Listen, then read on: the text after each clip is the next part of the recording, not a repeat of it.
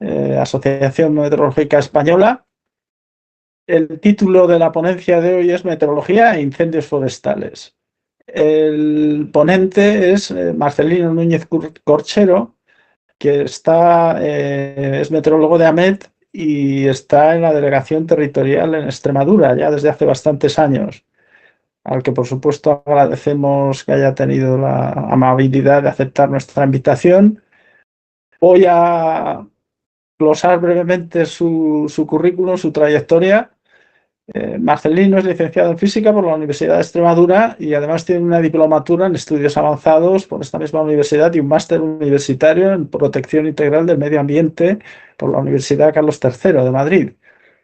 Él ha recorrido los 3 cuerpos de meteorología, el cuerpo de observadores ingresó en el año 87 y el cuerpo de diplomados en el año 89 y es meteorólogo del Estado desde el año 91. En la actualidad y desde mayo de 2012 es el delegado territorial de AMET en Extremadura, como indiqué antes. Ha sido además profesor asociado del Departamento de Física de la Universidad de Extremadura, impartiendo la asignatura de métodos numéricos del año 2011 al 20. Ha participado en numerosas publicaciones y conferencias científicas, así como en grupos de trabajo internacionales. Dentro de su labor profesional podemos destacar, entre otros aspectos, su intensa dedicación al campo de la lucha contra incendios forestales, de lo que va a hablar esta tarde. Participación actual como asesor técnico en el proyecto europeo de asesoría Aristotle ENHSP, All Risk Integrated System Towards Transboundary Holistic Early Warning, Enhanced European Natural Hazards Scientific Partnership. Es un título largo. Coordinador en AMET de las tareas de desarrollo de productos y servicios orientados a la lucha contra incendios forestales. Es representante de AMET en el Comité Técnico de Lucha contra Incendios Forestales del Ministerio para la Transición Ecológica y el Reto Demográfico. Es coordinador del grupo de trabajo que desarrolla un nuevo índice de incendios para AMET y es también portavoz nacional de AMET con relación con los incendios forestales desde el año 2018. Así que, como vemos, tiene experiencia y el bagaje en este tema, todo el que se puede desear. Así que, sin más, antes de dar la entrada, como siempre, avisamos que estas sesiones, charlas del Aula Morán, las grabamos, luego las colgamos en YouTube y lo decimos a efectos de los temas de protección de datos para que cuando Marcelino termine, pues en el diálogo, si hay preguntas posteriores, que siempre animamos a nuestro público a que participe y haga aportaciones, pues que decidan la forma de presentación. Pueden hacer, por supuesto, con la cámara y con la voz, o pueden hacerlo solo con la voz, o pueden incluso plantear comentarios, preguntas o lo que estimen oportuno a través del chat. Todas esas opciones nos permite esta aplicación de Teams. Y por mi parte, creo que nada más. Y Marcelino, cuando quieras. Pues muy bien, pues buenas tardes a todos. En primer lugar, muchas gracias a José Antonio, muchas gracias a Amadeo por invitarme a dar esta charla, un tema que me apasiona y bueno, que creo que habéis elegido muy bien el tema. El conferenciante ya no sé tanto, pero sí el tema. El tema sí es muy de moda, ¿no? Muy de actualidad, digamos. Bueno, pues primero quería contar un poco sobre el planteamiento que quiero hacer, porque claro, este es un tema muy complejo, con muchísimas aristas, con muchos puntos de vista. Creo que actualmente no tiene solución. Y entonces, bueno, pues yo simplemente daré una visión general, a veces personal del tema, y sobre todo pues contaré cuál es el papel de AEMET en esta cuestión, ¿no? Cómo apoyamos a la lucha contra incendios, ¿no? He dividido el contenido en 4 bloques. El primer bloque corto para plantear cuál es el problema de los incendios. Otro bloque para contar cómo ha sido este verano, uno de los, bueno, para mí, en mi opinión, el más difícil que hemos tenido, en la campaña más difícil en los últimos años. Qué posibles soluciones puede haber, y luego un bloque un poco más largo, casi la mitad de la charla, sobre qué hace AEMET en este tema, ¿no? En este aspecto. ¿Por qué la meteorología tiene un papel preponderante en los incendios forestales? Pues básicamente porque de los tres aspectos que influyen aquí, que son la topografía, el combustible y la meteorología, pues es el más variable, ¿no? La topografía prácticamente no varía, el combustible varía pues trimestral o anualmente y el tiempo atmosférico varía en horas, ¿no? En horas, minutos, en fin, lo que queramos considerar, ¿no? Es el más variable y tiene una influencia muy importante, ¿no? Esta variación, pues, tanto es espacial como temporal, ¿no? ¿Y por qué se da esta variación así rápidamente? Pues bueno, porque puede cambiar la masa de aire, ojalá que cuando hay un incendio entre una masa húmeda y entonces los problemas se empiezan a solucionar. También influye muchísimo el ciclo diario, en el cual pues, la humedad en teoría se tiene que recuperar, si no estamos en un proceso, en una masa muy seca. También influyen los efectos locales en la meteorología y el propio incendio también modifica esas condiciones, ¿no? Hace que se produzcan ciertas condiciones un tanto especiales, ¿no? Por lo tanto, bueno, pues la meteorología casi que es lo más importante de todo lo demás, ¿no? Mm, en principio el problema parece muy simple, pero pues nada, este niño travieso que enciende una cerilla y quema un papel, ¿no? Sí, las soluciones intentan, bueno, pues controlar a las personas, que no vayan a ciertas zonas, que no se hagan barbacoas, que no tal, controlar la cerilla, pues que impedir ciertas actividades eh, que provoquen riesgo, pues cosechadoras, etcétera. Y parece que algunas soluciones sencillas pero engañosas van por aquí, ¿no? Sin embargo, nada podemos hacer contra el papel, que en este caso es el combustible, que es la madera, que son nuestros bosques, ¿no? Al menos a muy corto plazo. Eh, ya veremos que esto no es así.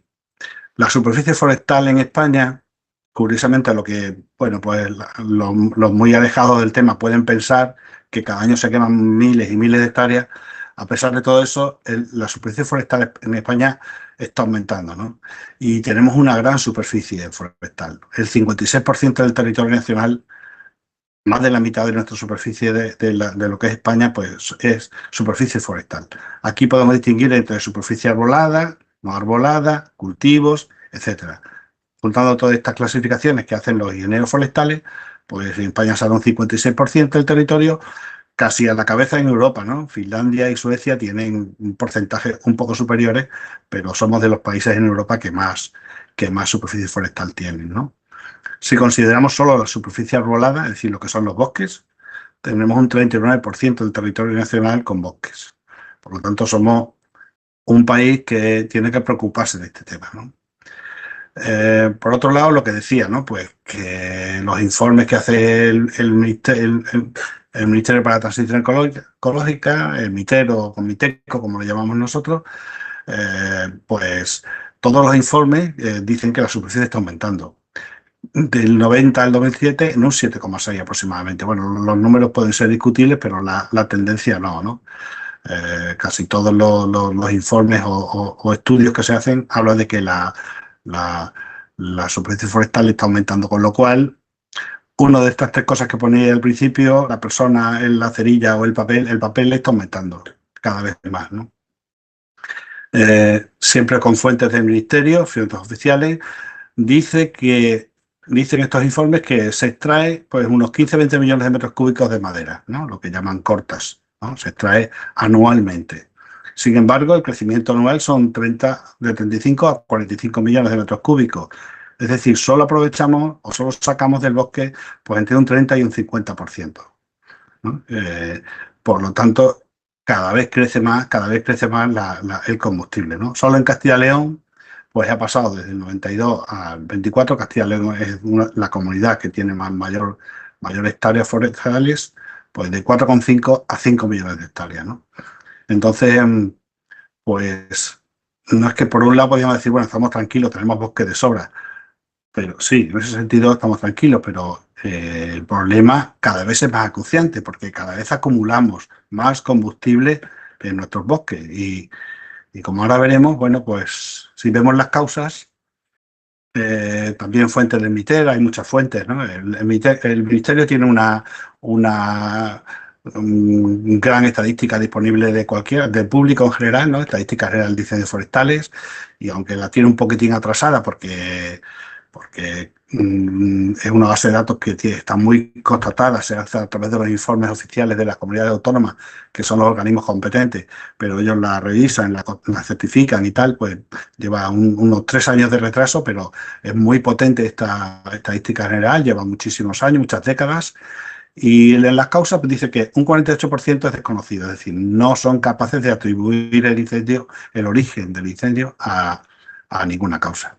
El resto, el 52%, pues un 35% del total son accidentes o negligencias, es decir, quemas agrícolas mal controladas, chispas de maquinaria, colillas que se echan al campo, colisiones con líneas eléctricas de aves con líneas eléctricas, quiero decir aquí.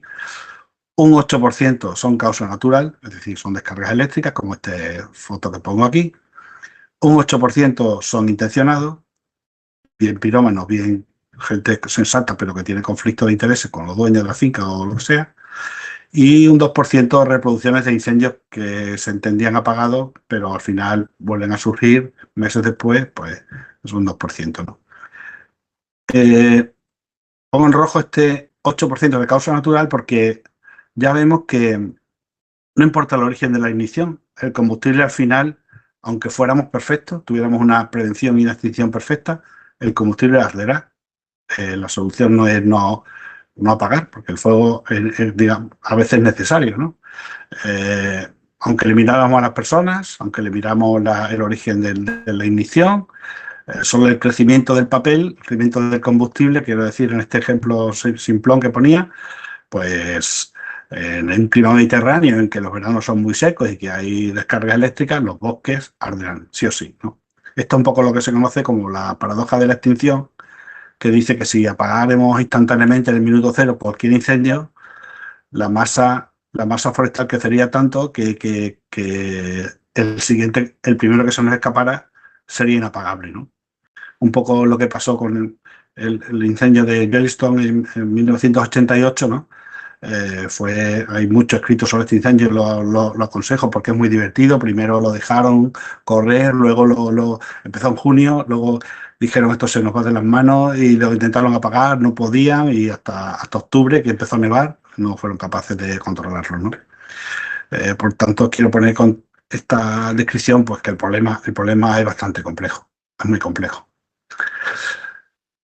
Y además, en los últimos años el problema se está complicando y mucho con el cambio climático, ¿no? Está, por un lado, como todos sabemos, las condiciones ideales para los incendios se están acrecentando, cada vez los veranos son más favorecedores, con temperaturas más altas, con olas de calor más largas, con periodos de sequía más intensos, por lo tanto es muy influyente en los incendios forestales. Y la parte negativa es que el cambio climático se retroalimenta con los incendios forestales, ¿no? Hay muchas atribuciones, como digo, de esta intensidad de los incendios atribuidas al cambio climático y algunas citas que no he puesto aquí, pues hay gente que dice que parte del descontrol que se está haciendo con las emisiones, a pesar de que muchos países, o al menos los países occidentales de Europa, están reduciendo las emisiones y estas no se frenan, siguen al mismo ritmo, o algunas fuentes dicen que a mayor ritmo, aparte creen que es debido a la gran cantidad de CO2 que se emite en los incendios forestales, ¿no? Entonces, como veis, el problema es muy complicado y cada vez se complica más. ¿Qué ha pasado este verano en España, ¿no? Con los incendios forestales? Pues hemos tenido una campaña terrible, como digo, la peor, que se recuerda. Bueno, pues todo empezó con una primavera muy húmeda. Fijaros este mapa que he sacado del área de la CAO, de AEMET, ¿no? En los que hay grandes zonas con el 200, 175, 200 y 300% de lluvia, en lo que va respecto a la media, ¿no? Y este crecimiento, pero vamos, las zonas que tienen manchas más verdes son un crecimiento solo del 150 y del 125%. O sea, hemos tenido una primavera muy húmeda en casi toda la península y en Canarias y Baleares también, ¿no? Esto pues provocó un crecimiento extraordinario de la vegetación en primavera. Y luego llegó el verano, un verano pues que tiene algunas cifras y se puede mirar por muchos aspectos y todos son igualmente significativos, ¿no? El más cálido de la serie histórica, esto ya dice bastante, con una temperatura media de 2,1 en el periodo de referencia 91-90, aquí veis la gráfica todos los últimos años son prácticamente, bueno, no todos, pero muchísimos son rojos, ¿no? Y como veis, pues superó un poco a la campaña al verano del 22, que fue el más cálido hasta entonces. Pero además ha sido el segundo verano con más días de calor, 33 días, ¿no? El primero fue el 2022, ¿no? Y si veis estas barras, 25, 22 y esta 2003, pues son campañas que los ingenieros forestales, los bomberos forestales tienen en su memoria como malísimas campañas de incendios, ¿no? Por lo tanto, bueno, pues esto es lo que ha pasado. Hemos tenido el verano más cálido, pues la campaña es la peor. No es que sea directamente proporcional, pero suele pasar, ¿no? Hemos tenido un junio extremadamente cálido, el mayor de las series. Para nosotros extremadamente cálido significa nunca un junio registrado como el del 25, un julio que fue cálido y agosto otra vez el mayor de la serie, ¿no? El más cálido de la serie. La anomalía térmica pues muy elevada en toda la península, con puntos muy llamativos, ¿no? Con anomalías muy elevadas. Las olas de calor, para mi humilde opinión, este ha sido el determinante, ¿no? El determinante. Una ola de calor que fue del 18 de junio, perdón, al 4 de julio, 17 días seguidos, la tercera más larga, la tercera más extensa en cuanto a extensión espacial. Y luego, cuando el combustible no se había recuperado de esta ola de calor, pues del 3 al 18 tuvimos 16 días más continuados, la segunda más intensa, es decir, las temperaturas que se alcanzaron fueron la segunda en intensidad. También fue la segunda más extensa incluso en provincia que la de junio, y fue la cuarta más larga, ¿no? En total, 33 días de 92 que duró un verano bajo ola de calor. Esto no hay bosque que lo resista. Fue terrible. En esta ola de calor las especies, sobre todo en el tercio norte, ya estaban muy, muy, muy secas. Y los incendios eran pues prácticamente inapagables, ¿no? El material estaba muy, muy seco. No había aporte de humedad por las noches, en fin, un verano bastante duro. A todo lo pasado, que es muy fácil, pues podemos reconocer incluso en nuestros mapas las condiciones meteorológicas que generan el peligro extremo de incendios, y vemos que, bueno, la anomalía térmica los puntos de mayor anomalía están repartidos uniformemente por toda la península. No podíamos distinguir aquí por qué los incendios se declararon en esta zona, pero si miramos el mapa de la derecha, o del centro, mejor dicho, las zonas extremadamente secas coinciden con donde estuvieron los incendios, ¿no? Orense y Zamora y León, perdón, Orense y León y el norte de Extremadura. Claro, todo lo pasa es fácil, pero este carácter de la precipitación y unido al carácter de la temperatura nos dijeron que nos explican por qué la mitad oriental de la península este verano se ha liberado un poco de los grandes incendios y la otra mitad no, ¿no? Aquí tenéis un mapa de los incendios que se han registrado este verano, ¿no? Todos en el cuadrante noroccidental, ¿no? De la península. En fin, hay miles de comparaciones, pero esta comparación que han hecho mis compañeros de la CAO, ¿no? Pues sacaron unos mapas con número de días de peligro muy alto extremo en los meses de junio, julio, agosto y septiembre para los últimos 6 años. Y aquí veis, como en estas columnas, que estos son los valores de peligro muy alto extremo, las dos categorías máximas del índice, en esta fila, y veis que las columnas del 22 y del 25 pues son sustancialmente distintas a los demás, que no son años fáciles, ¿no? 24 puede ser, pero 23 tampoco fue un año fácil, 21 pues intermedio. Y los días de peligro extremo, el percentil, datos por encima del percentil 95, pues los años 22 y 25 vuelven a remarcar, ¿no? Y en las zonas en las que digamos que nuestro índice ha recogido esta gran anomalía y ha marcado las zonas de incendio bien claramente, ¿no? Podemos ver otra forma de mirar, la última, ya me voy de este apartado, el número de boletines especiales que hemos emitido. En el 2023 emitimos 104, en el 2024 solo 32, y en este año, del 1 de enero al 28 de septiembre, que es esta estadística, 442. Aquí veis un poco la evolución, es brutal. Y sobre todo, si lo miramos semana a semana, que son estas gráficas que aparecen aquí tenemos las 3 terribles semanas, sobre todo la semana del 18 al 24. En esta semana, 7 días, 150 boletines, más de 20 boletines al día. Que si nos fijamos que están por la mañana, que es cuando se emiten, no sé cómo tenían tiempo nuestros compañeros de los grupos de predicción para emitir estos boletines porque era prácticamente continuo, ¿no? La simultaneidad de incendios fue terrible. Fue una de las cosas peores que hemos tenido este verano, ¿no? Un 76% de total de los que se han emitido siempre, ¿no? Bueno, pues, ¿cuáles son las posibles soluciones? En fin, esta parte aquí no es mía, casi toda está fusilada de lo que dicen pues mucha gente con la que hablo, con la que conozco, con la que interaccionamos desde AEMET, ¿no? Pues dicen que un poco lo que está contando, que si el combustible no se extrae, los ingenieros hablan de la energía radiativa del incendio, cómo de intensa es la energía que se desprende por el frente de llama, y cuando superan un umbral ya no, ellos saben que ni sus trajes les protegen ni la capacidad de extinción puede superar esa emisión, ¿no? Entonces tienen prácticamente que abandonarlo. Hablando un poco en plata, si la densidad es como de esta foto, es que ni entran siquiera. No pueden. Esto no hay ni medios aéreos ni medios terrestres que puedan con extinción. Solo hay que pues, dejarlo correr hasta que puedan apagarlo. Porque otra cosa es la velocidad de propagación, que los datos que proporcionan estos ingenieros forestales que estudian después los incendios dicen que se está intensificando. Claro, el combustible no se extrae, el combustible se densifica, cada vez es mayor la densidad, pues la velocidad de propagación es más alta, ¿no? Parece sencillo. Esta semana tuvimos el placer de mi compañero Ramiro Romero y yo de asistir a una charla con este señor, con Francisco, que no es que sea una referencia especial, pero en fin, es la última que hemos tenido y me pareció muy interesante lo que contó, muy educativo, lo resumí aquí, ¿no? Habla de la densificación, es el jefe de servicios de gestión forestal de la Junta de Castilla y León. Habló de la densificación y la extensión de los territorios arbolados.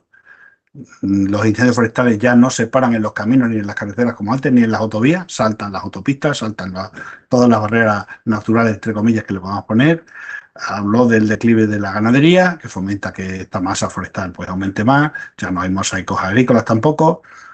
También estuvimos comentando pues, que las olas de calor que antes de promedio 3, 4, 5 días hasta hace bien poco, y no pasaban del sistema central. Bueno, aquí no estoy muy de acuerdo, pero en fin, la duración sí. 3, 4, 5 días de ola de calor es lo habitual, ¿no?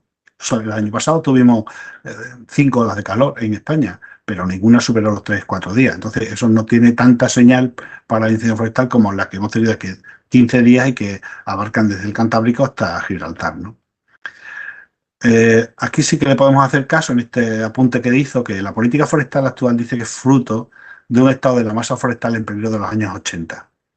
Pero hoy en día, como hemos visto, no es así. Entonces, toda esta sobreprotección que tiene la legislación forestal sobre la masa forestal debería ser ahora todo lo contrario. O sea, hay que sacarla, hay que explotarla, porque si no, cada vez los incendios serán peores. También habla del desconocimiento de la población. Por ejemplo, hay una medida en vigor que dice que en el entorno de los pueblos se puede desbrozar o hacer cualquier acción que proteja a la población. Y esto no se conoce. Y lo más interesante, pues, que aquí le doy mucha razón, como no haya detrás una economía que se lucre y que sostenga esta actividad de desbroce o de protección del monte, pues el monte se abandonará y otra vez volveremos a tener el mismo problema, ¿no? Necesitamos un cambio transversal en las políticas de acción forestal, os dijo este señor hace poco, ¿no? Un problema muy complejo, como digo. La solución es la prevención y la extinción, pero el problema se complica porque prácticamente hoy en día los incendios forestales, a lo que se queme una masa forestal muy excepcional, muy valiosa como especie, prácticamente los incendios forestales han pasado a ser un problema de protección civil. Lo primero que se mira es la protección civil, tanto de la población civil como de los intervinientes en el incendio, ¿no? El miedo que se produce en estos incendios, el miedo que se tiene es que estos incendios alcancen la interfaz urbano-forestal, que es donde se producen estas afecciones a las casas y a la población, ¿no? ¿Cómo se soluciona? Algunas soluciones que dicen por ahí, bueno, pues con más carga ganadera, con mano de obra que trabaje con migración, con repoblación rural. Pero todas estas soluciones tienen un pero, una parte que no funciona. La población rural, vale, puede volver allí si tú le das servicio y le das wifi y le das conexión, pero ¿están dispuestos a trabajar en la industria forestal? Pues ese es el problema, porque si viven en el pueblo pero no sacan la madera, digamos, hablando simplistamente, ¿no? Pues no tendremos solución, ¿no? Bruselas, me refiero a la Comunidad Europea, pues llama a invertir más y mejor en prevención, en innovación contra los incendios forestales, porque me gusta poner este ejemplo que a mí me impactó muchísimo. El Cal Fire es el departamento de bomberos forestales de California, es el más potente del mundo, con muchísima diferencia en medios, me refiero, y se les quemó Sunset Boulevard. No fueron capaces de apagarlo, ¿no? Vinieron esos famosos vientos de Santa Mónica, vientos terrales, y lo único que pudieron hacer es sacarla a la población. Y se les quemaron, pues casas muy valiosas, nada, no pudieron hacer nada. Por lo tanto, este ejemplo sirve para poner que cuando un incendio se da en unas condiciones muy favorables, no hay sistema de extinción que pueda con él. Hay que apostar más por la prevención, también por la extinción, lógicamente, pero más por la prevención, ¿no?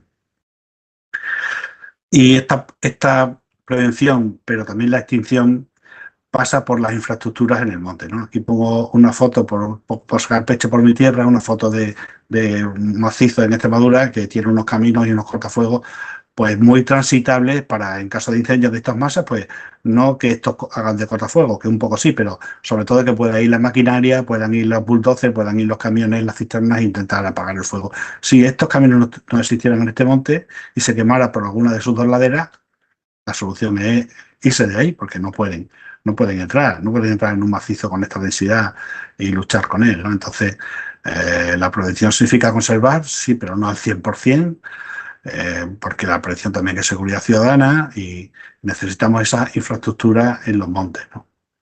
Siendo este un tema que se aleja de mi cuestión, ¿no? De mi poco conocimiento, pero en fin, lo que por osmosis voy aprendiendo de sus comentarios, ¿no? Y bueno, entro ahora en la parte para mí más interesante, ¿no? Que es la que hacemos en AEMET en apoyo a estos servicios de extinción y de prevención y de protección civil que trabajan luchando contra los incendios forestales. Bueno, pues en la parte de prevención, pues me imagino que todos conocéis que hacemos un índice de peligro de incendio para Canarias y para la península de Baleares y Canarias, aunque aquí solo he sacado esta foto. Está en nuestra página web, se saca diariamente y con proyección a 7 días se elabora con el Centro Europeo. Y bueno, pues esto nos va indicando día a día cuál es la zona más propensa al peligro de incendio, ¿no? Y esto se difunde a todos los ciudadanos a través de nuestra página web, pero también a los servicios como digo, de protección y extinción y de protección civil. También elaboramos unos boletines autonómicos de este índice de peligro, en los cuales para cada comunidad, en algunas comarcas que o bien nos las han definido ellos, los bomberos forestales, o bien las hemos definido nosotros, pues veis aquí las comarcas de Madrid, pues centro de esas, etcétera, etcétera, establecemos el riesgo mínimo en esa comarca, el riesgo máximo y el riesgo medio. Y hacemos un poco de zoom al mapa, que ya que se empieza a pixelar, porque la resolución que tiene ahora pues son 5 kilómetros, de este peligro de incendio repartido en categorías, ¿no? Y haciendo un zoom más pequeño, pues llegamos hasta escala municipal. Al término, establecemos para cada municipio y para cada día, hasta el D+7, una predicción del índice de peligro de incendio. Establecemos en cada municipio el mínimo, el máximo y el medio para cada uno de los 8.000 municipios españoles y se difunden, ¿no?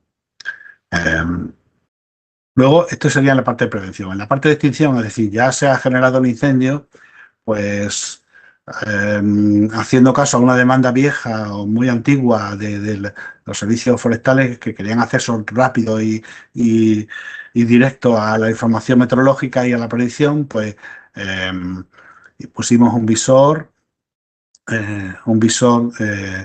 en el que aparece, bueno, pues la predicción de Harmony a las 24 y 48 horas, observación con estaciones automáticas, en fin, en la predicción, pues le ofrecemos la predicción del modelo que vemos aquí ploteada, temperatura, viento y precipitación y humedad. La precipitación son estas manchitas azules que aparecen aquí, los sondeos meteorológicos, que para ellos son muy importantes porque la inestabilidad es un factor que... El viento y la inestabilidad son los factores que, bueno, en fin, claro, la temperatura también y la lluvia, porque si hay lluvia no hay incendio, vale. No sabría cuál elegir, ¿no? Pero la inestabilidad es muy importante en cuanto a la seguridad, porque hace que se produzcan los famosos, el desplome de los famosos pirocúmulos o los reventones secos o húmedos que provocan vientos erráticos y les provocan mucho daño, ¿no? Entonces aquí tienen a su disposición, esta es una herramienta no supervisada, entran con su usuario y su contraseña que les proporcionamos y son capaces de tener pues, la predicción a corto plazo, ¿no? Es actualizada cada 3 o 6 horas y también tienen pues, datos de observación, salidas del índice de peligro de incendio, etcétera, ¿no? La verdad es que este visor lo aprecian mucho desde que se puso en marcha hace ya 3 años y están muy contentos con él. Empiezan a valorar eh, la disponibilidad de un modelo como el Harmony Arom, un modelo que ya tiene una resolución de 2,5 kilómetros, no alcanza lo que ellos quieren, que quieren por debajo del kilómetro, pero que empieza a ser muy, muy bueno a nivel casi mesoescalar, ¿no? Luego también tenemos esta misma información, pero georreferenciada, la tenemos aquí en un servidor de mapas, que esta es la dirección en la que se accede con usuario y contraseña, y para cada incendio declarado, que serían estos puntos verdes, pues se bajan estos mapas. Básicamente la misma información que hay aquí en el visor, mapas de temperatura, humedad, viento y precipitación, pero así los tengo aquí, pero centrados en el punto de incendio en un cuadrado de 25 por 25 kilómetros georreferenciado, ¿no? Y estos mapas no son muy bonitos, pero bueno, son mapas que te los puedes descargar y los puedes implementar en su sistema para ver un poco pues, cómo va el incendio, etcétera, ¿no? Representamos el viento medio, las rachas, la temperatura en este caso, y también le hacemos meteogramas del punto en cuestión, ¿no? Este verano una preocupación mía personal es que la máquina se cayera cuando hay muchos incendios simultáneos y estábamos siempre una preocupación casi constante que tenemos es, oye, vamos a desactivar el incendio que ya esté controlado o al menos estabilizado. Pues este verano hemos llegado a tener 52 incendios simultáneos declarados, 52 puntos en la península, casi todos estamos en la península. Eh, de los cuales se descargaban estos mapas, ¿no? Y el sistema no se ha caído. Lo bueno, de las pocas cosas buenas que ha tenido esta campaña es que hemos puesto un test bastante exigente a todas nuestras herramientas y bueno, parece que hemos sacado buenas notas. También, por último, otra de la tercera herramienta que tenemos a disposición, esta ya no es supervisada, esta es a demanda. Hacemos unos informes especiales semiautomáticos para los servicios de extinción, prevención y protección civil, ¿no? Pues estos informes son, como digo, semiautomáticos. La única parte no automática es la que veis aquí, en la que el predictor pone, pues, oye, ojo al viento, que va a pasar de 25 a 50 kilómetros por hora, la humedad no va a recuperarse por la noche, etcétera. Aquí está la opinión del predictor. Y el resto de las cosas, las cuestiones, pues la estación, datos de la estación automática más cercana, entornos sinópticos, mapas, etcétera, etcétera, pues salen casi en un minuto, ¿no? Para que esta herramienta lo que quiere es que el predictor se centre en su valor, el valor añadido real del predictor, ¿no? En qué opinión le merece la situación, si la ve que empeora o que mejora en las próximas 12, 24 horas, etcétera, ¿no? Y también tenemos unos nuevos productos que nos está dando el Meteosat nuevo de tercera generación con su instrumento el FCI, ¿no? Sobre todo estos dos canales que son, bueno, no son canales, son mezclas de canales que producen estos dos RGB, ¿no? El Fire Temperature o RGB incendio le hemos llamado nosotros, donde incluso por la noche veis que bien se ven los focos, porque esto ya tiene una resolución de 1 kilómetro y la imagen se repite cada 10 minutos. Pues aquí Miguel Ángel Martínez y Lidia Cudero han trabajado mucho para tener estos productos a disposición. Y de día el RGB diurno también, pues la señal de incendio se ve menos, pero la señal del humo se ve muy claramente también. Y el viento en cuestión, etcétera. Son unas nuevas herramientas que tenemos prácticamente desde esta campaña, ¿no? Esto ha sido prácticamente novedoso. ¿Qué más cosas hacemos en extinción? Bueno, pues también una parte muy importante es la asesoría que damos, que AEMET da a través de los delegados territoriales y del jefe de departamento, en fin, y de servicios centrales en los CECOPI y en los CECOS, que son comités técnicos a nivel nacional, el CECO, y a nivel de comunidad autónoma en los CECOPIs, en los que, bueno, se da asesoría, se participa sobre la situación en general, ¿no? Y sobre la evolución, sin entrar en mucho detalle técnico, que también lo que se habla es poco, oye, cuando empeora la situación, mejora, por qué, en qué aspecto, etcétera, etcétera. Y también nuestra participación es muy apreciada, la verdad. Participamos en los comités técnicos de apoyo a comité de lucha, es un comité técnico de lucha contra incendios forestales que organiza el MITECO, coordina el Ministerio de Transición Ecológica, participan todas las comunidades autónomas y AEMET participa desde hace unos años. Mi compañero Ramiro Romero y yo somos habituales en estos comités y la verdad es que también pues a veces nos dan collejas, la verdad, más o menos merecida o, en fin, no, por lo menos un foro en el que se discute y en el que con total libertad se habla de la información que les damos o la información que no les damos, ¿no? Y cada vez está más convencido de que nuestra participación en los CLIF y la involucración de AEMET en nuestro pequeño apoyo o gran apoyo a este problema, pues cada vez están más contentos con nuestra participación, ¿no? También, pues, participamos quincenalmente en verano. Hay unos encuentros virtuales para el control de la situación organizados por el Ministerio, para cómo va la situación. Se evalúa un poco con más pausa. No son los directores de edición los que participan aquí en estos encuentros, sino un poco pues, responsables técnicos de las comunidades autónomas, un poco de cómo va la distribución de medios, el apoyo que le damos, los demás servicios, etcétera, ¿no?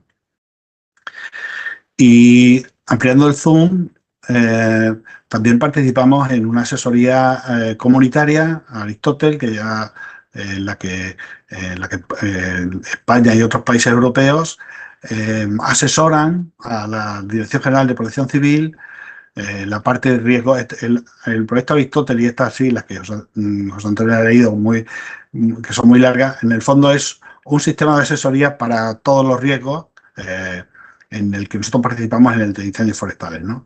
Los riesgos son pues tiempos severos, inundaciones, volcanes, tsunamis, incluso terremotos. España participa con Francia, Portugal e Italia en esta asesoría sobre incendios forestales. Cada vez más demandada, cada vez piden personal in situ en Bruselas y cada vez más apreciado también. Nuestros técnicos pues tienen la verdad que un nivel técnico muy bueno, si no diría el mejor, y cada vez están más contentos con esta asesoría que damos y cada vez piden más cosas. Nos sufragan los gastos, pero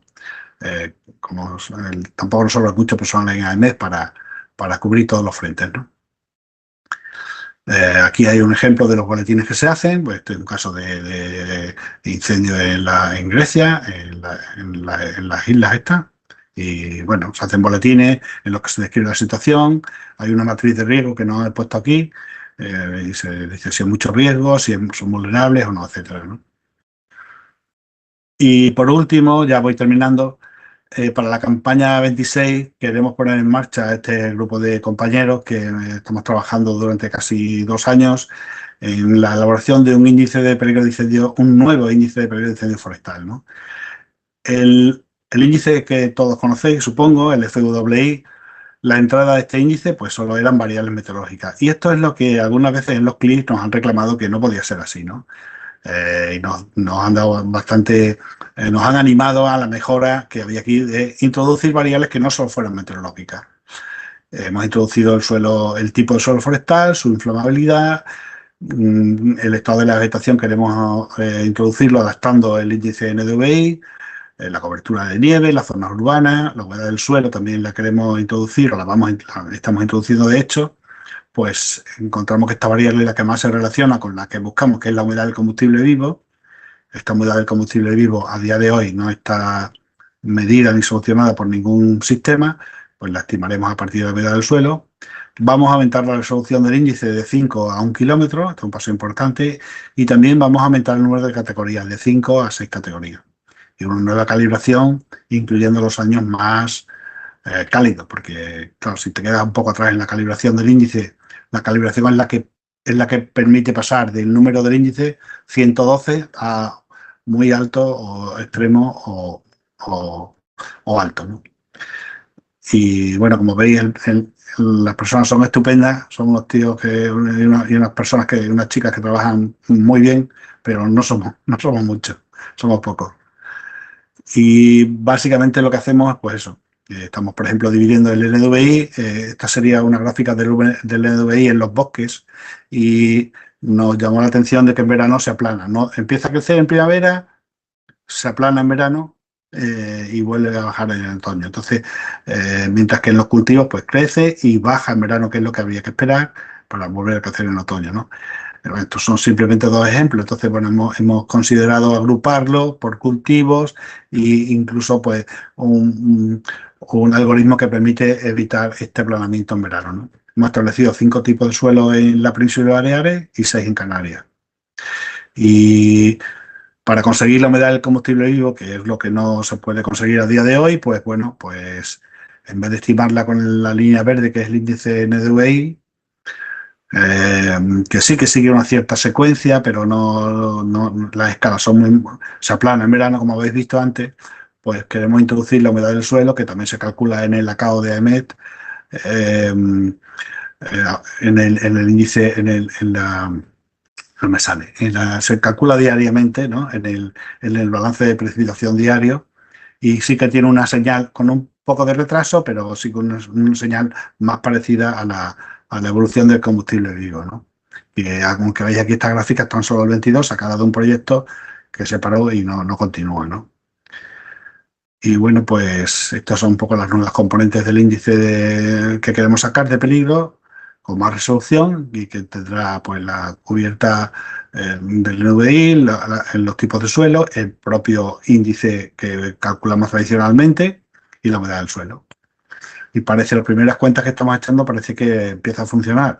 Tenemos que asegurarnos de que estas cuentas siguen funcionando bien y mejorando incluso, y lo pondremos en marcha en la campaña siguiente. Y esto es todo lo que quería contar. Si quedo a vuestra disposición de preguntas o lo que consideréis. Bueno, pues muchas gracias, Marcelino, por tu, yo creo que muy buena presentación. Nos has contado muchas cosas sobre los incendios. Sí, Nos has dado una panorámica general, yo diría, excelente. Por supuesto, el tema, como tú indicaste, es multifactorial, es amplísimo, pero bueno, yo creo que está muy bien. Me gustaría mencionar que a Ramiro Romero, que lo has mencionado al final con el índice este PVD, ¿no? sí, VD, ¿no? Que ya lo tuvimos en un aula Morán, para los que tengan interés, pues ahí está grabado, donde nos explicó y nos habló de estas cosas y también nos apuntó estos desarrollos de que queréis desarrollar y perfeccionar el índice. Así que en un tiempo futuro, para más adelante, ya si eso está desarrollado, por supuesto, estáis invitados, cualquiera de los dos, o lo que sea. Porque desde luego el tema, como tú muy bien has indicado, en España, pues es bastante importante, acuciante incluso, por muchas razones, ¿no? Esa extensión tan grande de masa forestal, lo cual en principio pues es una cosa muy positiva de nuestro sí, sí. país. Pero claro, tiene estos riesgos con un clima tan seco en principio y los periodos secos que tiene el clima en España, encima acentuado con toda la problemática del cambio climático, pues claro, y los cambios de uso del suelo, como tú has indicado, en fin, es un problema complejo. Pero bueno, también es cierto que hay gente, yo sí que he oído a gente, expertos que hablan de esto, ecólogos sobre todo, que como que se toman las cosas, a veces los incendios parece como que dicen que en realidad los malos, malos son los severos, los que parece que lo calcinan todo, pero que luego hay muchas especies que más o menos están adaptadas y que vuelven a resurgir al cabo de unos años, ¿no? O sea, que hay todo un espectro del efecto de un incendio, hay todo un espectro sobre las distintas especies, depende del tipo de arbolado, de bosque que sea, o lo de tal, los efectos, o sea, que el tema también se complica mucho por el lado de la ecología y hablan estos de señalar determinadas zonas como de especial protección, porque hay especies, primero que quedan menos y luego que pueden ser más sensibles, más vulnerables a incendios incluso de intensidad, digamos, moderada. O sea que realmente es amplísimo. Pero bueno, veo que me parece que han levantado la mano ya. Voy a, pues el primero que tengo aquí, espero que respete el orden de prelación, es a Rafael Requena. Adelante, Rafael. Rafael, Hola, hola, ¿qué tal? Buenas tardes, hola, ¿qué hola. tal? No sé si puedo poner la Sí, cámara. Va- sí, supongo que sí, Sí, ya, ¿no? ya está habilitado, ¿eh? Podéis poner cámara si queréis. Vale, pues no me la deja poner, no sé por qué. Bueno, ¿qué tal, Marcelino? Oye, muy bien. Gracias, Yo, compañero. yo te quería comentar un par de cosas. Lo primero es, en la herramienta Alcid, claro, yo tenía hasta un par de meses después de jubilarme, disponía del usuario y la contraseña, y luego al perder el correo institucional, ya sabes, pues ya no tengo acceso. Yo no sé si existe la posibilidad de tener acceso con usuario y contraseña a la herramienta Alcid. Entonces, una de las cosas que te quería preguntar. Y no sé si lo sabrás. Bueno, Pero vamos, pues ahora mismo lo miraremos, Rafa, lo miraremos vale, y vale. Vale, ya si por digo mí porque vamos, fuera, como ya sabes la comprenderás, pues respuesta. vamos, en los últimos, en los Sí. últimos Copies, pues claro, lo llevábamos siempre, ¿no? A los Copies, ¿no? Y luego, pues, comentarte, pues eso, la diferencia entre este año, ¿no? El 2025, que ha sido el peor, ¿no? Con más de 350.000 hectáreas, y que el anterior fue justo el 2022, ¿no? Hace 3 años, pero que fueron también más de 300.000 hectáreas, ¿no? Y además pues, coincide que han sido, tal y como lo has puesto, ¿no? En los gráficos, los dos más calurosos, ¿no? El 2025 y el 2022, en ese orden, ¿no? Pero bueno, sin embargo, hubo una diferencia en estos dos, y es que este año ha afectado, como bien has dicho, más a la parte noroccidental de la península y no tanto a la oriental, mientras que el 2022 estuvo más repartido, ¿no? Afectó mucho a casi toda la península, ¿no? A casi toda la península. Vamos, yo lo recuerdo evidentemente porque había algunos de ellos de estar 14 o 15 CECOPIS seguidos, ¿no? O sea, con algunos de los incendios del 2022, ¿no? Y, y bueno, pues no sé exactamente a qué pudo ser, bueno, la diferencia, ¿no? Entre el 2022 y el 2025, ¿no? Siendo que han sido los dos peores, ¿no? En cuanto a hectáreas, ¿no? Más de 300.000 hectáreas ardidas en la península, tanto en uno como en otro, ¿no? Y, y bueno, y también otra cosa que también quería comentar es, que también lo tuve ocasión de decirlo hace poco en la Academia de Ciencias en Madrid, ¿no? En un foro que hubo también por este tema, ¿no?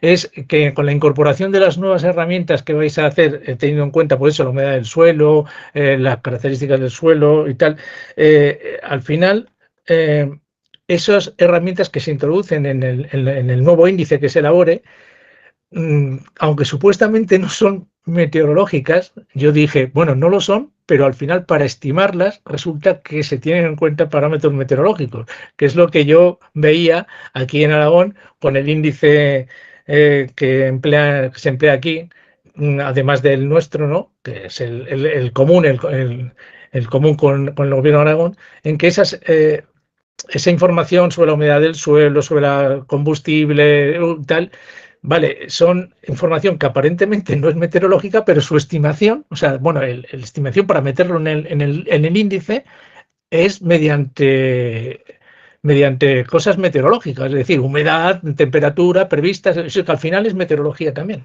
Eso es lo que te quería comentar también. Bueno, a ver, después de volverte el acceso, pues lo estudiaré y a ver si podemos dártelo Sí. y bueno, como estamos en contacto, lo estudiamos.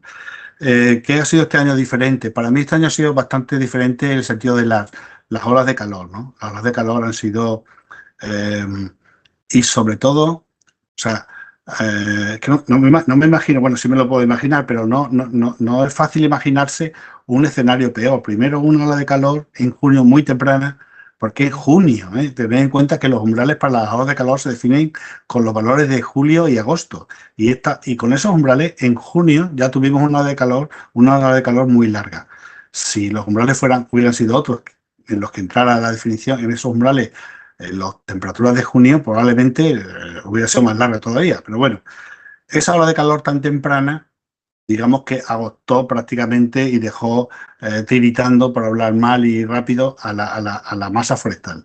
Llega julio, que no fue un mes favorable, apenas llovió, etcétera, y la segunda ola de calor ya fue como si cocináramos una cosa ya precalentada en el horno, ¿no? Entonces, esas condiciones fueron muy duras. Pero además, en el fin de semana del 15, 14, 16 y 17 de agosto, vino esa vaguada, no sé si lo recordáis, una vaguada que trajo inestabilidad, muchísimas tormentas, miles de descargas eléctricas, y con un viento fuerte, fuerte y muy fuerte. Por eso le digo que no se me ocurrió un escenario peor.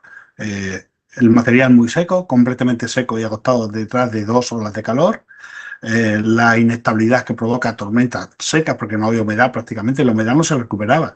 La humedad de noche se alcanzaba el 30 y el 40%, no se recuperaba, y encima el viento. Entonces, pues la simultaneidad de incendios fue brutal. Muchos incendios que en principio no parecían problemáticos se fueron a las miles de hectáreas.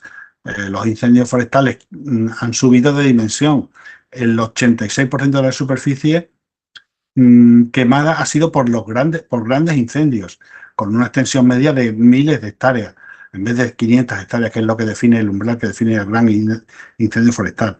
Ha sido un cóctel perfecto, ¿no? Un cóctel perfecto. Y respecto a la tercera pregunta, sí, la meteorología influye en el primer escalón de esas variables, ¿no? Con las que calculamos el FWI, pero en las siguientes variables, las siguientes variables ya no son meteorológicas. El NDVI es una medida, una observación. La inflamabilidad del uso de la masa forestal que está ahí en cuestión no es meteorológica, es la que tiene. El brezo tiene más inflamabilidad que la retama o que otro. Sí, está claro que no lo son, pero me refiero que para introducirlos en el índice, para calcular el peligro de índice de incendios, esas variables que no son meteorológicas, ¿cómo se estiman para el día siguiente? O sea, tú metes, por ejemplo, el peligro de índice de incendios para el día siguiente, y lo que es meteorológico está claro: temperatura, viento, humedad, vale, de acuerdo. Y eso que no lo es, ¿cómo lo introduce? O sea, ¿cómo se estima? Se estima y se mide con medidas satelitales y con medidas de suelo. Vale, de acuerdo. Entonces ya sí que ya empiezo a ver que no es específicamente, si es con medidas satelitales, si es con observación satelital, vale, ¿no? Pero si era con, digamos, estimación de la situación para el día siguiente. No, porque entonces volvemos al mismo problema, claro. Vuelves a lo mismo, dice, vale, bien, vas a tener más o menos humedad, vas a tener más o menos combustible, por cómo sean las variables meteorológicas. La humedad del suelo la calculamos del balance hídrico, que lo calcula sí, pero eso mide la humedad del suelo.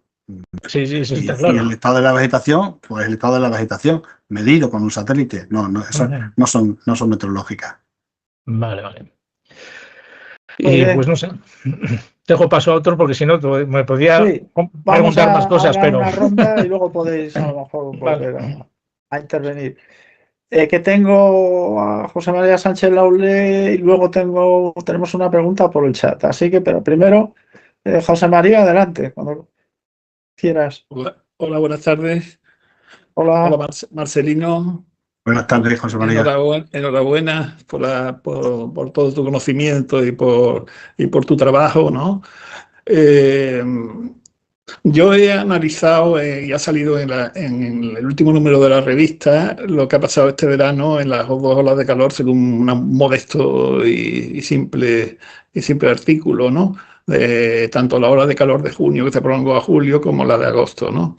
Entonces hay una diferencia grande entre las dos, ¿no? La primera está claro que estaba muy ligada a la parte oriental, quizás más de la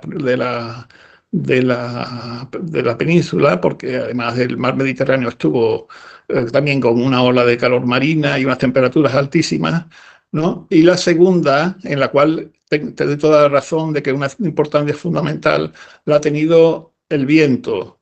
Se formó un viento de componente sur importante sobre el oeste de la península, afectando a Portugal principalmente, Y bueno, eso hizo digamos que el calor de latitudes más bajas, la temperatura, la masa de aire de temperatura más alta, pues llegara al norte de la península, en esa parte fundamentalmente, y bueno, pues provocó ese mismo hecho de la difusión de esa masa de aire, pues la ola de calor, ¿no?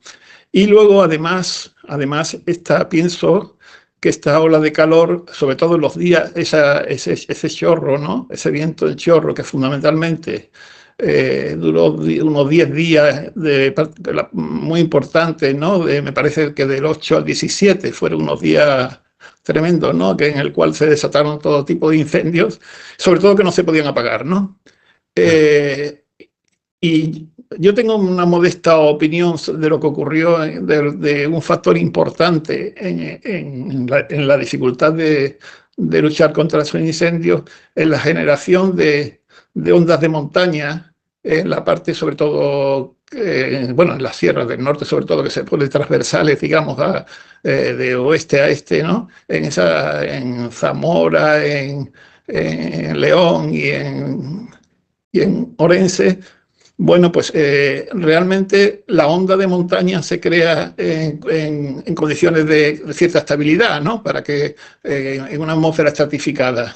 Durante el día tienden a desaparecer con el calentamiento diurno, más en estas condiciones de ola de calor, porque como tú dices, se inestabiliza la columna y eso pues no mantiene esas ondas. Pero incluso de noche, en esos incendios que se crearon, pues la formación de ondas de montaña pues no eran capaces, cuando llegaban digamos, a zonas de incendio, la atmósfera se volvía inestable, es decir, se volvía que no había certificación, y entonces las ondas de montaña no se pueden mantener en esa atmósfera y se rompen esas ondas de montaña, provocando movimientos descendentes y vientos caóticos, ¿no? Turbulencia, que hace que sea muy complejo el poder para luchar contra un incendio por parte de los bomberos, ¿no? Entonces, digamos que ese factor, porque ese tipo de viento del sur es súper anómalo en esta época de verano, como tú has dicho, ¿no? Es decir, llegó afectando una masa contraste de aire frío del Atlántico con las temperaturas que teníamos en la península, ¿no? Entonces, para mí que fue, bueno, la anomalía es muy grande de la componente sur, en 700, por ejemplo, ¿no? Es decir, en toda la capa límite. Y eso afectó pues no solamente a eso, digo, a la distribución de la extensión de la masa cálida hacia el noroeste de la península, sino además a la creación de ondas de montaña que luego no se podían mantener y caían como bombas encima de los incendios, ¿no? No sé si tú tienes una opinión al respecto de esta... Bueno, pues yo, José María, no habíamos pensado en este tema, lógico, porque a tu mente clara no crea que llevamos todos, pero sí, parece que el argumento que expones es plausible y lo miraremos. Sí se corrobora, pues, mucha extrañeza, porque bueno, nosotros hablábamos cada día con los servicios de extinción, sobre todo en el noreste de la península, ¿no? en León y en Orense, y se extrañaban un poco de por qué el viento era tan constante. A pesar de que parecía que había una entrada del oeste que intentaba aportar humedad de noche y no se constataba esa entrada de humedad, ¿no? Quizá puede ser por eso que tú apuntas, ¿no? Esas caídas de viento de capas más altas, más erráticos. La fuerza, de luego, no sí, sé si eso lo sería modelo, uno de los productos finales, ¿no? Es decir, claro. que yo pienso que para luchar a lo mejor haría falta un tipo contra este tipo de incendios, de radares, ¿no? Que detectaran la turbulencia, ¿no? Y que se va creando en condiciones como esta. No sé si podrían existir, digo, efectos prácticos, algo portátil para utilizarlo los bomberos o algo así, ¿no? Hombre, con dinero todo existe, pero... Bueno, pero hay que saber dónde está el problema primero. Sí.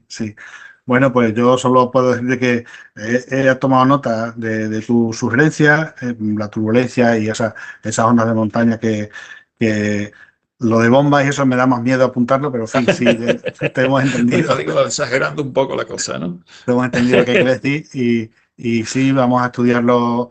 Vamos a estudiarlo estos días, a ver, que ahora ya con más calma estudiaremos los episodios diariamente y apuntaremos cosas y si hay alguna cuestión de este estilo, pues te la comentaremos, claro. Si me permitís Bueno. un comentario respecto a lo que estáis hablando, durante gran parte del tiempo de esos incendios de este verano, el flujo en niveles ya no en superficie, sino en niveles un poquito medios altos, se mantuvo durante mucho tiempo siendo del sur-suroeste, hasta el punto de que, hasta el punto de que, por ejemplo, en la mitad este de la península, el humo de los incendios que llegaba no llegaba del suroeste, sino que venía del noroeste, venía del norte, bajando por la dorsal, ¿no? Entonces está llegando estaba llegándonos el humo de Castilla, pero no venía del oeste, sino que venía del norte, ¿no? Y era porque se mantuvo la vaguada mucho tiempo así. Eso puede explicar en parte y un anticiclón, digamos, centrado digamos, en Aragón, que allí estaba centrado entre Aragón y la costa mediterránea, ¿no? Sí, entonces circulaba allí a 700 o más bajo incluso. Pues, y era el de los incendios nuestros, porque podríamos pensar en los de Canadá, porque los de Canadá, lógicamente, eso sí, esos venían del noroeste, pero claro, esos venían desde mucho más lejos, ¿no? Pero no, era el humo de los incendios de la península, el que estaba llegando con flujo norte. Curioso. Efectivamente. Bueno, muchas gracias, Marcelino. Muchas gracias a ti y a todos. Bueno, vamos a seguir, que tenemos varias peticiones. Voy a dar entrada a la pregunta del chat, la primera, porque tenemos varias, por seguir el orden, luego me parece que viene Encarna, que es esta. Es de Luis Felipe García Díaz. Y dice, el evento del niño o la niña está íntimamente relacionado con la temperatura. ¿Se conoce alguna relación entre estos eventos y el aumento de la ocurrencia de incendios en España? Pues yo no la conozco, ¿no? Yo la poca idea que tengo de niños y niñas es que a estas latitudes no influye mucho. En fin, no sé, aquí vosotros estáis, hay foros aquí de gente que sabe más de eso que yo. Yo desde luego no he leído nunca nada de eso. No sé si podéis vosotros, José Antonio, los climatólogos más clásicos que habéis estudiado las niñas y los niños, no sé, yo creo que no, Hombre, pero no puedo, vamos. Sí. No puedo ¿Puedo decir hablar, que sí, Marcelino, un momento? Claro, ¿Me dejas? claro. Es decir, hay una relación importante entre el número de días de levante y el niño, ¿no? Es decir, cuando al revés, me parece que era la niña. Cuando los años de la niña, levante. Pero este año no ha habido realmente, esas estadísticas están para romperse, porque este año ni ha habido niño ni ha habido niña, ¿no? Es decir, pero sí ha habido mucho levante. Es decir, que lo del levante es muy importante para que la ola de calor acerque al oeste de la península, no hay duda. ¿Te refieres al levante en todo el arco mediterráneo o al levante en el canal de Alborán? No, en toda la península, ¿no? Digamos, y en el norte de África. Vale. No lo sabía, ¿no? Pero en cualquier caso, parece que este año, esta temporada, no tiene esa relación que yo conozca. ¿No? Creo que no. Muy bien. Vale, pues doy paso a Encarna. Encarna, adelante. Hola, buenas tardes. Marcelino, primero, muchas gracias por la charla. No solo lo que nos contamos, que qué pena que no se conozca más y mejor todo lo que hacéis desde AIMED con un equipo tan pequeño, ¿no? Pero no cabe duda tan eficiente. Y me ha gustado, pues eso, no solo todo lo que nos contado, sino la manera, ¿no? Que ha sido todo muy clarito. Por otra parte, enhorabuena por el trabajo que estáis aportando a nivel europeo, ¿no? Y entonces, pues es toda una satisfacción. Así que mucho ánimo, aunque vuestros recursos humanos sean tan pequeños. Y mi pregunta es más bien, bueno, apartándome un poquito de título, que es meteorología e incendios forestales, y es sobre la primera parte, ¿no? Aprovechando y es precisamente ese factor tan importante que más bien has señalado y a nivel ciudadano tenemos en cuenta y que sabemos que el factor previo a todo esto es la prevención, como ya has señalado muy bien, y dentro de la prevención, un elemento fundamental y lógico es precisamente la infraestructura en los campos, ¿no? En los bosques y tal, como muy bien ilustrabas con tu fotografía de esos caminos a lo largo de las laderas de ese sistema montañoso que nos indicabas. Entonces, siendo algo tan lógico, tan sencillo y demás, aprovechando ese encuentro con el jefe de servicio de gestión forestal de la Junta de Castilla y León o Castilla-La Mancha, no me acuerdo. Castilla y León. Castilla y León. Supongo que en esos comentarios, en esas charlas así informal y tal, la pregunta es, ¿y por qué no se hace? Pues, o sea, ¿por qué no se realiza ese trabajo de establecer esos caminos, de mejorar esa infraestructura que lo que hace es prevenir que los incendios forestales, que de una manera, por las causas que sean, se forma, se origina, por lo menos prevenir que se desarrolle de una manera drástica y fatal? Entonces, no sé si este señor os podía contar algo al respecto. ¿Por qué no se hace? ¿Por qué no se hace? Y siguen los campos, pues eso, de esta manera, pues con una extensión forestal continua y claro, pues el incendio se extiende de una manera fácil. ¿Nos puedes contar algo al respecto? Sí, te puedo dar mi no? opinión. Vamos, ¿por qué no se hace? Estrictamente hablando no lo sé, ¿no? Pero intuyo la respuesta, ¿no? Intuyo que cuesta mucho dinero y que cuesta mucho aunar voluntades políticas, pero no se hace, a ver, no se hace todo lo que se debería hacer, claro, pero hacerse se hace, ¿eh? O sea, cada año gastamos más en prevención. Bruselas nos manda dinero y nos da subvenciones. Se hace. ¿Se hace suficiente? Bueno, pues eso ya no lo sé, eso ya los forestales tienen que evaluar, ¿no? Ellos dicen que no, pero se hace cada año más prevención. Hay mucho bullying, mucha desinformación, ¿no? Es que los bomberos se van a casa en invierno. No, eso no es verdad. En Extremadura, que cuando se de buena tinta, la plantilla se permanece en invierno y en verano. ¿Y qué hace en invierno? Pues esas mejoras donde puedan. ¿Pueden hacer esas mejoras de infraestructura en todo el mundo extremeño? Pues eso ya, la verdad que se me escapa, ¿no? Intuyo que irán haciendo lo que puedan en las zonas más peligrosas, etcétera, etcétera. También hay aquí un factor de la voluntad. O sea, hay mucha, José Antonio López lo apuntaba antes, hay gente que la prevención la entiende como no hacer nada. En mi humildísima opinión en este aspecto, yo creo que se equivocan, ¿no? O sea, cuando los incendios que hemos tenido en Andalucía, en Sierra Bermeja, los últimos años, que se ha quemado 2 o 3 veces, pues decían, había voces que decían, hacemos un parque natural y lo protegemos y aquí ya no entra nadie ni... como hemos visto, claro, aunque fuera perfecto ese aislamiento, tiraría un rayo y si la masa es continua, la quemaría entera. O sea, no. Entonces, pero hay sin embargo gente que indica la protección, por esto que apuntaba José Antonio, de que es que aquí hay una especie que no sobrevive el incendio, no va a morir si se quema. Hay muchos puntos de vista, intuyo que ponerse de acuerdo es complejo. Pero bueno, yo soy optimista, yo creo que si se hacen cosas cada vez hay más conciencia. ¿Que se hace todo? Pues no, que se hace todo no. ¿Que se hace menos de lo que se debería hacer? Pues yo creo que sí. ¿Por qué? Es tu pregunta. Bueno, pues supongo que porque el presupuesto limita y quizás luego, pues, esta opinión que era clara, a mí me pareció ilustradora, no está extendida, no lo sé, ¿eh? Esta competencia, desde luego, no es meteorológica, es forestal y se nos escapa a nosotros.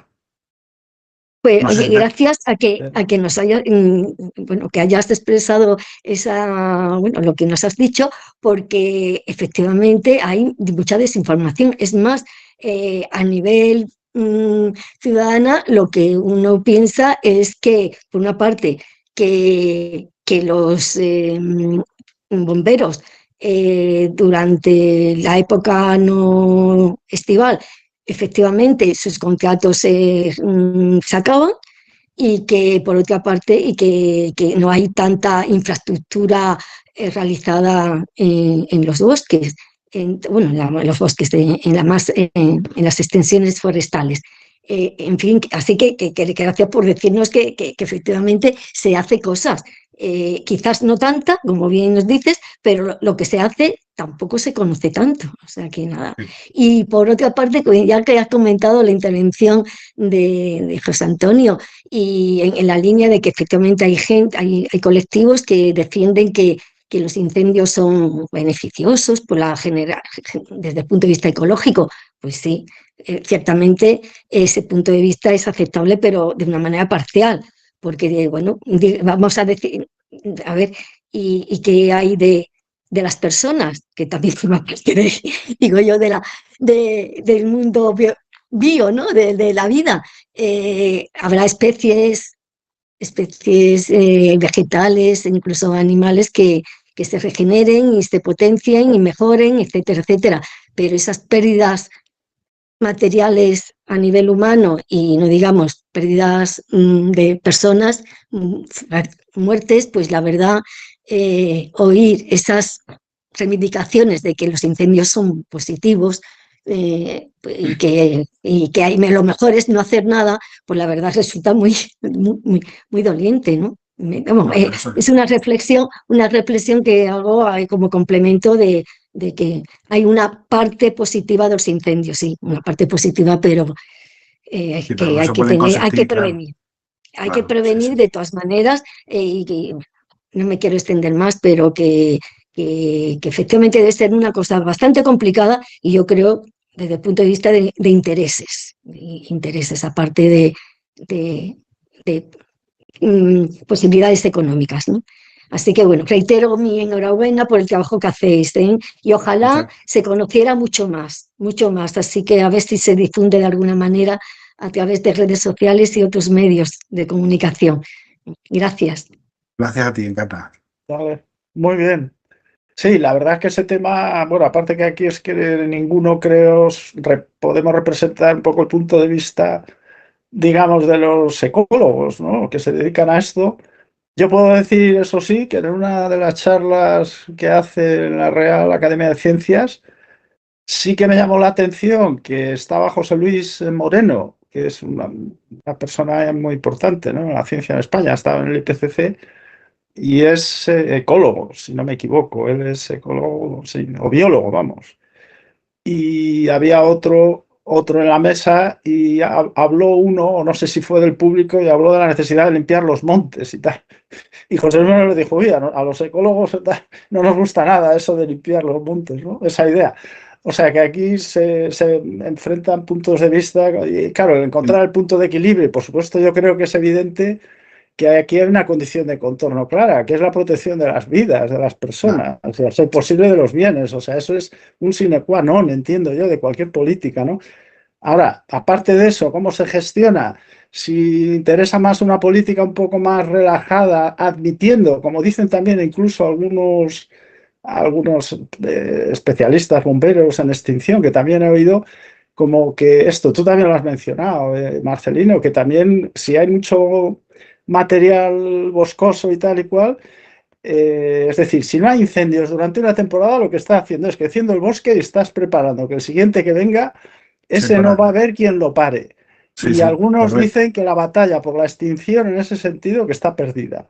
O sea, que llega un momento en que hay que, como tú mencionaste también el antecedente de Yellowstone, ha habido otros en Florida y tal, que ya se echan para atrás y dicen, esto hay que dejar, este monstruo hay que dejar que devore hasta que se le acabe la comida, vamos, básicamente. O sea, retirarse y, por supuesto, salvar las vidas, claro, de las personas y los bienes que se pueda.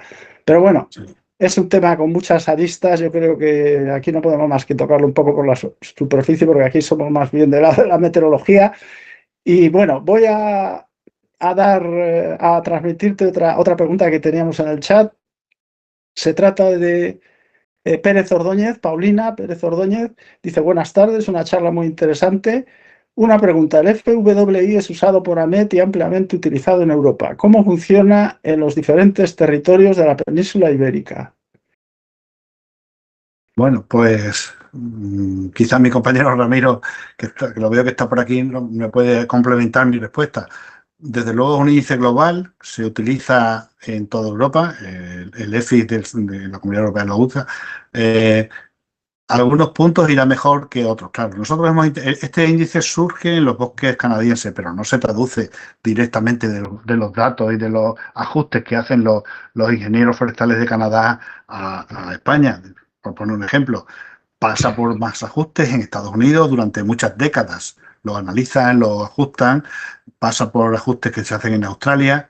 Digamos que es un índice que se ha probado en muchas partes del mundo. Y nosotros, en estos encuentros que tenemos con los forestales, pues siempre, parece que, por poner un ejemplo, parece que en Cantabria no va tan bien como en tal sitio. Claro, España es que es un país un poco fastidioso para eso, ¿no? Porque tiene tanto relieve, tanta diversidad, que es muy complejo. Hasta donde nosotros sabemos, aceptablemente, funciona aceptablemente. La única Bueno, Sí, queja que admitimos a cabo la única queja que admitimos es que en los últimos años se nos satura. Se queda rojo durante mucho tiempo. Y los rojos, esto me lo enseñó mi amigo Rafa Requena, aquí presente también, los rojos de mayo no son iguales que los rojos de agosto. Y sin embargo, todos acaban en rojo. Entonces, ese fue el punto de inflexión que nos hizo hace 2, 3, 4 años ponernos a trabajar en un nuevo índice, porque el que tenemos se satura. Si te sí, parece, Paulina, sí, dejamos casi que... que Ramiro... bueno, digo, es que me he puesto por explicarme un poquito mejor la pregunta, digo, Bueno, por pues venga, sí. concretarla, pero bueno. Tú misma, venga, sí, pues venga. Luego le ¿Sigo? damos la palabra a mi Nada, compañero. nosotros hemos hecho un índice de vulnerabilidad a incendios tomando el Fairweather Index, pero así leyendo bibliografía, pues parece que funciona mejor en el norte de la península ibérica, en las zonas secas, que en las zonas del sur, de Andalucía. Hay algún artículo que los tendría que buscar, ahora mismo no me lo sé, pero los podría enviar. Así, global, que dice que la península ibérica no tiene casi mucha relación con el peligro real. También hay un índice, Fairweather Index, subíndice, que le añaden los portugueses la inestabilidad y mejora algunas zonas. Entonces, la pregunta va un poco en, hemos hecho meter ya la vegetación, la meteorología, quizás faltará la topografía, viendo el triángulo inicial, pero bueno, pero la meteorología tiene todavía campo de mejora, o Sí, nos seguimos con el sí. Fairweather Index. Es un poco la pregunta, porque ahí todavía hay, ¿no? Como Sí, somos muy aquí de bien. meteorología. Como bien apunta, la inestabilidad es uno... Porque nosotros tenemos el compromiso te hablo con total sinceridad, en el 26 sacar una nueva versión. Y hemos visto en una primera aproximación muchos otros factores que mejorarían. La inestabilidad es uno de ellos. Y pensamos que en la siguiente versión entrará.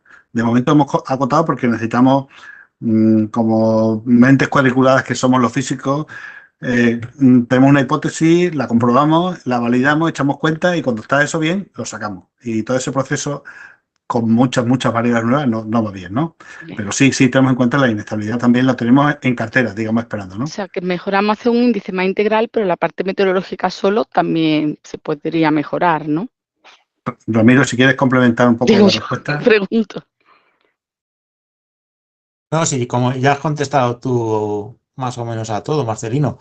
Sí, estará el índice de inestabilidad. Hay más índices que sacan por ahí. Por eso. El Hot Dry Index, creo que se llama. Hay como el déficit de presión de vapor, Sí. creo que también es otro que tiene que ver con la meteorología, que correlaciona muy bien, ¿no? La diferencia de presión de vapor parece que es eso. otro factor que queremos meter en cuanto podamos cerrar esta primera etapa. Diferencia de presión de vapor, inestabilidad, porque desde luego es un índice muy relacionado con la mortandad de los servicios de extinción, ¿no? Los casos de Pedrogao o de Guadalajara o de muchos otros se producen cuando una gran inestabilidad, bueno, no hace falta que sea tan grande, una inestabilidad dispara el pirocúmulo, revienta y provoca unos vientos de 100 y pico de kilómetros por hora, ¿no? Entonces, de alguna manera queremos meter eso en un índice de peligro. Pero Venga, gracias.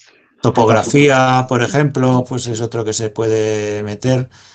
Lo que pasa es que al meter tantos, ya se nos puede convertir la máquina, por así decirlo, en un machine learning, una IA que no entendamos Sí. lo que está haciendo. Bueno. Y unos con otros se pueden... Pero bueno, Muchas se gracias. está midiendo. Sí.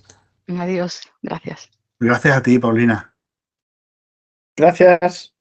Voy a leer otra pregunta, otra intervención del chat. Espero que, bueno, ha recibido en horas buenas de bastante gente en el chat, pero Muchas gracias a todos. voy a seguir. Estaba Paulina, de acuerdo. Pues la siguiente intervención es de Manchado Gonzalo Barderas Manchado. Muchas gracias por la presentación, gran trabajo de la EMED. No quería ser muy redundante. Bueno, lo primero que plantea es si se puede solicitar el acceso al CID para investigadores, por ejemplo, que ya como, bueno, eso entiendo que no tienes, ya lo abordaste cuando la pregunta de José María. Dice, de todas formas, en relación a esto, si interesase la variable dirección y velocidad del viento o temperatura, sabría cuál, si tiene el dato a mano, resolución de la rejilla, número de kilómetros y frecuencia temporal de la solución, dice. Bueno, existen productos similares en la MED con esta información. De nuevo, si tiene el dato a mano, disculpe. Bueno, entiendo, la resolución de la rejilla que estamos manejando para el índice FWI son 5 kilómetros y la queremos bajar en el 26 a 1 kilómetro. Y a 1 kilómetro tendremos datos interpolados con nuestras observaciones y con la salida del modelo, con el análisis del modelo, ¿no? Que te dice la resolución 2,5, pues con eso interpolaremos a 1 kilómetro. Frecuencia temporal, pues cada 3 horas que sale el modelo. Pero, perdón, me estoy despistando, cada 3 horas en el portal ALCIS para resoluciones, para predicciones, etcétera. La resolución temporal de los índices de incendios la sacamos una vez al día a las 12 horas UTC, que entendemos que son las condiciones más desfavorables, ¿no? Aquí también hay mucho debate porque algunas comunidades quieren sacarlo cada 6 horas, otras no, otras prefieren una vez al día. Tened en cuenta que aquí detrás de este índice hay cierta normativa que obliga o más bien prohíbe ciertas actividades, ¿no? Y entonces si lo sacamos cada 6 horas, por ejemplo, obligamos al usuario a que cada 6 horas esté constantemente informado de cómo está el estado del índice para poder realizar cierta actividad o no. Pues tirar de cohetes, cosechadoras, actividades múltiples, ¿no? Y entendemos que dando el índice para las condiciones más desfavorables de ese día, pues si está muy alto o extremo, se prohíbe ciertas actividades, ¿no?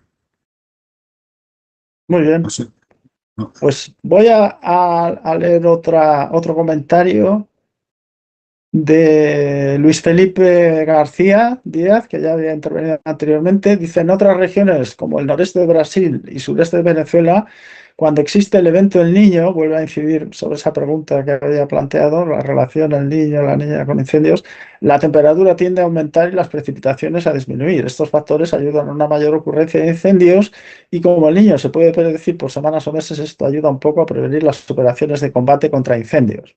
Parece claro que en esas regiones, de todas maneras, el niño o la niña, como les pilla más cerca, sí que tiene lógica, ¿no? Y que es así lo que cuenta. Pero aquí yo creo que sobre todo en verano, ¿no?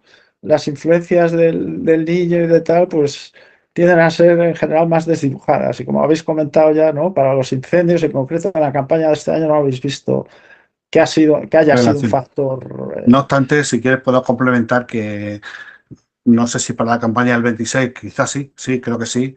Vamos a empezar de la mano del CSIC, estamos desarrollando productos que van a hacer una predicción estacional del índice de incendio. Estacional y sí, del estilo por perfiles, del estilo a la predicción de temperatura y precipitación para el trimestre siguiente. Ellos usan el niño y la niña, ellos usan los predictores climáticos a gran escala que usan los expertos en predicción o en proyecciones climáticas, que yo desde luego ahí sí que no puedo aportar mucho más en lo que leo, ¿no? Por ahí. Está incorporado de alguna manera. Sí, claro, yo creo que está obviamente incorporado. Esto sí se usa. Con esas predicciones climáticas o proyecciones de temperatura, viento y humedad, hacen esa predicción y estamos con ganas de ver. Están en fase de validación también, le estamos colaborando con ellos, validándola en lo siguiente que vamos a hacer. Para ver si la pueden poner pronto, esa predicción estacional de la tendencia, menos que sea algo suave, no será una cosa muy determinada, claro. Vale, pues muy bien. De nuevo, muchísimas gracias, Marcelino, por esta presentación tuya y por luego se ha visto el interés que has suscitado en todas las intervenciones que ha habido. Luego yo creo que a algunos nos apetecería seguir más. Pero bueno, aquí tenemos más o menos unos tiempos, hay que respetar también los formatos, así que vamos a despedirnos. Recordamos a todos los que nos escuchan y que nos vean posteriormente, ¿no? A través del canal de YouTube que dentro de 15 días tendremos la próxima Aula Morán, que vamos a seguir con el tema de los incendios, en este caso con la influencia más en concreto de la climatología. Nos van a hablar de esto Gonzalo Míguez, que es profesor de la Universidad de Santiago de Compostela. Esos son los planes, lo anuncio aquí. Y nada, no, por mi parte, pues eso, nos despedimos y hasta la próxima. Muy bien. Muchísimas gracias y un placer, ¿eh? Hasta la próxima, adiós.